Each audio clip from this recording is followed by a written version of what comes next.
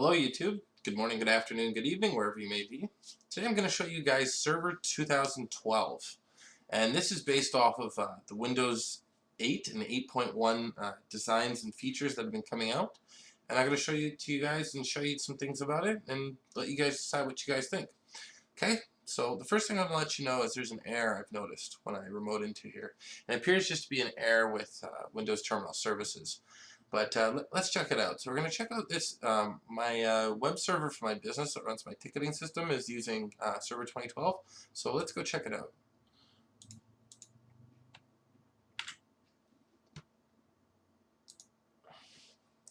And you'll see the error right away. Can you guys notice it? Kind of funny, right? So the way that I've dealt with this is by going like this and then putting it back down. Everything's fine. So I don't know why it's been doing that, but it's probably just a mirror error with terminal services. A mirror error is a word I made up, by the way. So it's not quite like 8.1 with the start menu back. It may never, I'm not sure. But at this point you can see that this version of 2012 server is quite like Windows 8. So the first thing I wanted to show you guys is basically how roles are done. So let's open up the Server Manager. You might have seen this in my other video, Windows 8.1, because I use the Windows 8.1 Server Administration Pack. And if you're wondering, yes, that is available.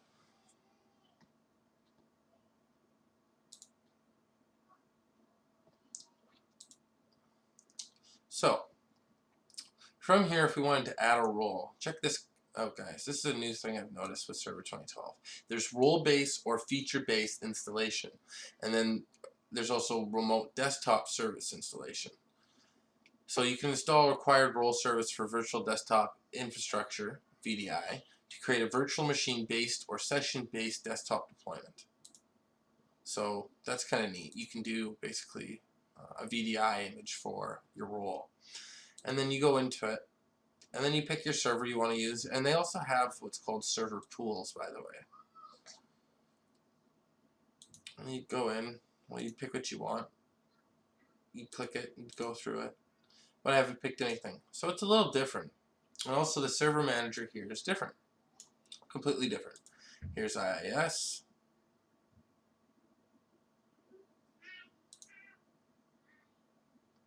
You might be wondering what these are even for then.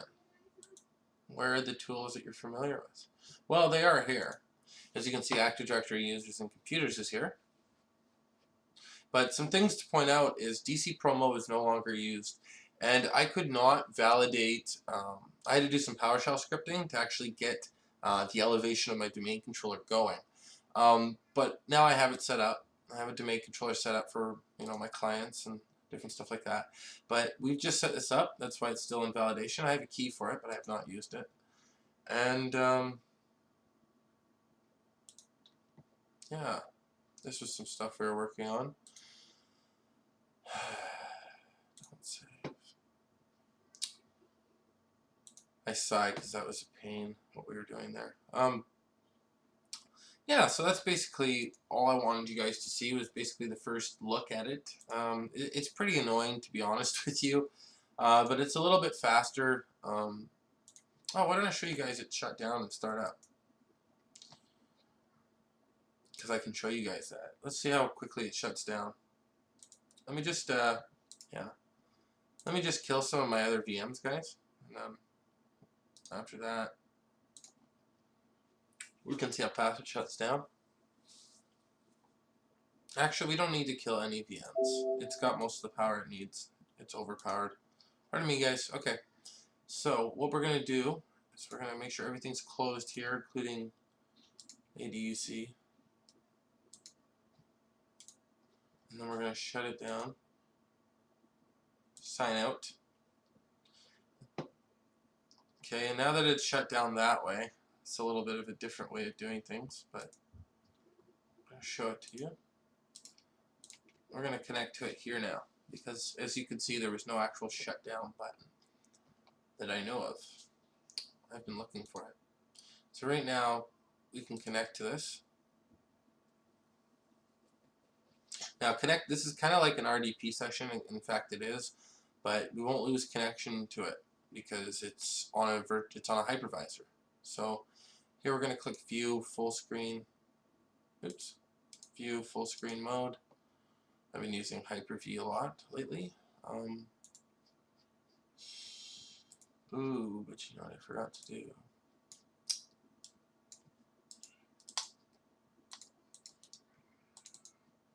I wonder if it'll take it. No, of course it won't. There we go. So this is the Alt Control Delete button right here. I was just trying to get to it. And now that we're in here, I can press my handy password button that I have. And then we'll go right in.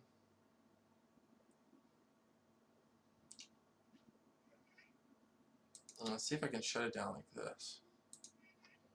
Because now, no. But what we can do is just turn off and shut down. Okay. We can shut it down properly or just turn it off like flipping a switch. So we're going to shut it down. Shut down. And hopefully what I'm trying to do here is we might get to see it actually shut down as if we were standing in front of a monitor.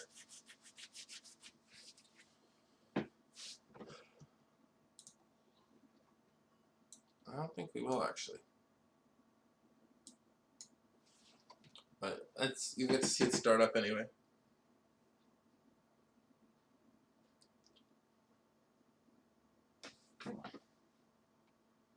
Now we're going to start it.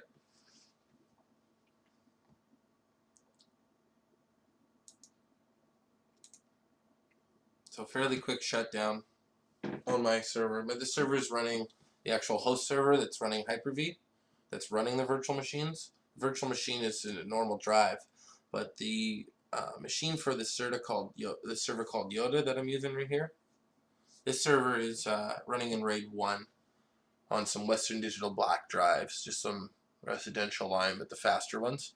And yeah, I'm running a mirrored volume. So if anything's lost on one drive, it's carried over to the other. So here, as we started up, we could actually see the boot up screen, and everything. So this was a good idea. And you guys can see how quickly it starts up. I might have to start Spiceworks. I'll have to see.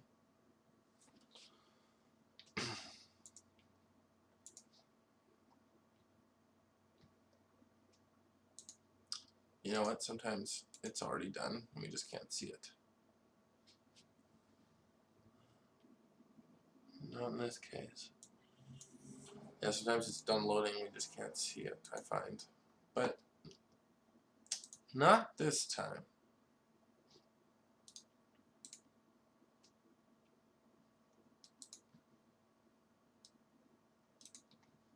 Okay, here we are.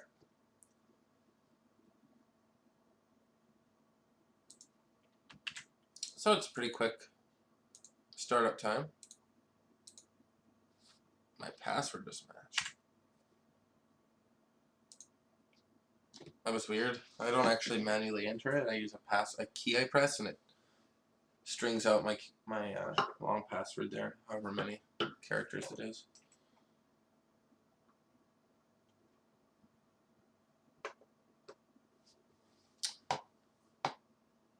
So Server 2012 is pretty much the same thing as Windows 8. If you see my Windows 8 video, you get a lot of advanced preview options and stuff like that. Actually, I'm not too sure if those are all there because you wouldn't really need that on a server.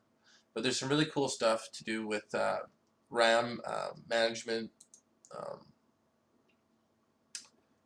forget what they called it, virtual RAM or something like that. Basically, you can. No, it's dynamically allocated RAM. That was one of the features of it. So you can set your server up, I believe, anyway, to use only the RAM that it's needed. So when you're doing virtual machines and stuff like that, you can get a real advantage over performance. But basically, that's it. And yeah, so that was just my short video on Server 2012. I hope you liked my video. Subscribe for more. And till next time, guys, I thank you for watching. See you later.